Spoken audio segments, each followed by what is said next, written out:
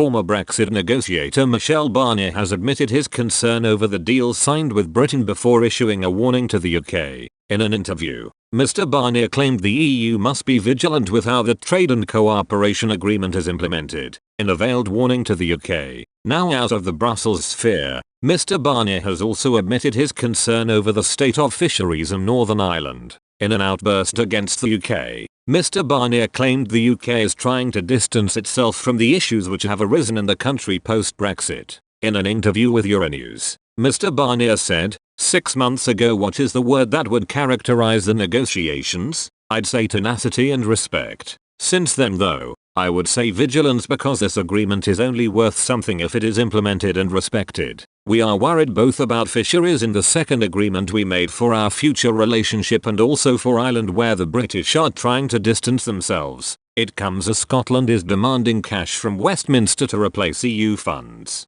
no longer available due to Britain leaving the bloc." The nation's employment minister, Richard Lockhead, has spoken of his disappointment at Boris Johnson's government for failing to be transparent about the replacement funding. He has written to the UK government demanding to know how money from the scheme will be distributed. Scottish ministers are referring to the Shared Prosperity Fund, which was launched to replace the EU's structural funding. In the letter, written to Housing, Communities and Local Government Minister Luke Hall, the SNP politician said Scotland should receive funding in line with the EU's previous scheme. Mr. Lockhead said, "If this is not the case, Scotland's communities risk being let down by badly informed UK government spending decisions." He added, "It is not possible for UK ministers to make well-informed and sound decisions about spending in devolved areas in Scotland without consultation and agreement with Scottish ministers. To ensure coherence with existing spending plans, value for money and respect for responsibility and democratic accountability of Scottish ministers and the Scottish Parliament." As a result,